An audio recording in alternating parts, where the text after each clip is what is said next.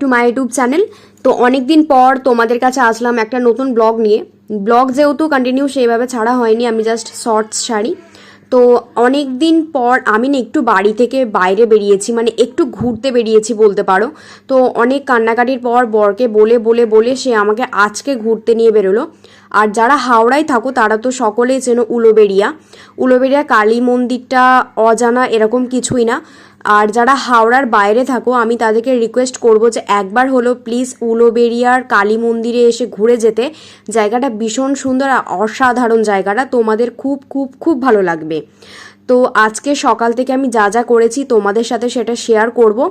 তো আজকে সকালবেলা যেরকম নর্মাল ডে আমি করে থাকি, কাজবাজ করেছি সংসারে, সেই রকম সব কিছুই করেছি। তারপর দুপুর 3টে নাগাদ আমরা বাড়ি থেকে বেরিয়ে আসি। আমাদের বাড়ি থেকে এখানে আসতে প্রায় 1 ঘন্টা লাগে, আমরা বাইকে করে এসেছিলাম। তো এখানে আসার পরে দেখো জায়গাটা কত সুন্দর, আমার তো ভীষণই পছন্দ জায়গাটা। মানে এখানে কালীবাড়ির পাশেতেই একটা নদী আছে। তো এই নদী থেকে যা হাওয়া আসে না, মানে মন জুড়িয়ে যাবে, এসিকেও হার মানাবে, এত সুন্দর হাওয়া। তো এইখানে দেখো বাচ্চাগুলো না এখানে ভিক্ষা চাইছে, তো যেটা আমার সব থেকে বেশি বিরক্ত লাগে, এদের মা বাবা কী করেছে এদেরকে দিয়ে ভিক্ষা চাবে সেটা কে জানে। তো এইখানে দেখো অনেক বসার জায়গাও আছে, তো আমরা এখানে বসবো। আর এখানে যেহেতু নদীর জলটা এতটা পর্যন্ত আসেনি, তো আমরা হেঁটে হেঁটে ওই দিকটাই যাবো। আর বেশি নিচের দিকে নামতে পারবো না, কারণ পাটা স্লিপ খেয়ে গেলে পড়ে যাব। এমনিতেই আমি অনেক বড় বড় হিল পরে এসেছি, যার জন্য যেখানে আমি পা দিচ্ছি সেখানেই আমি ঢুকে যাচ্ছি।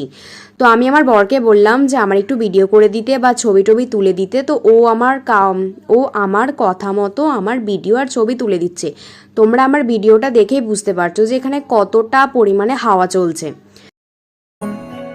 এভাবে তুই থেকে যা স্বভাবে, আমি বুঝেছি ক্ষতি নেই আর তুই ছাড়া।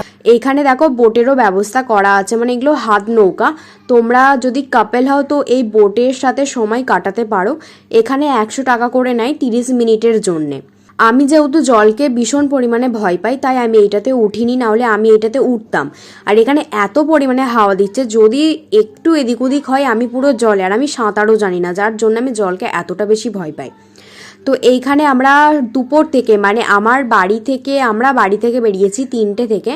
3টের সময় আমরা বাড়ি থেকে বেরিয়েছি, আর এখানে আমরা পৌঁছেছি 4টে। তো 4টে থেকে পুরো 5:30টা পর্যন্ত, মানে 1.5 ঘন্টা আমরা ওখানে বসেছিলাম।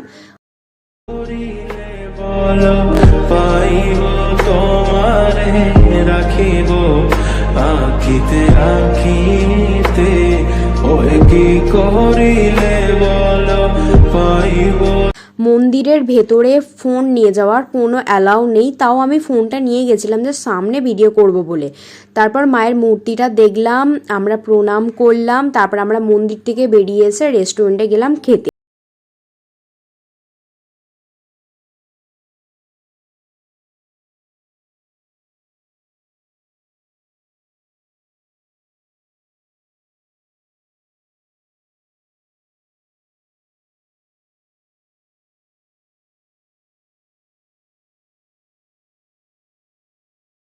ফার্স্ট আমরা যেটা অর্ডার করেছিলাম চিকেনের, এই নামটা আমার এখন আপাতত মনে নেই।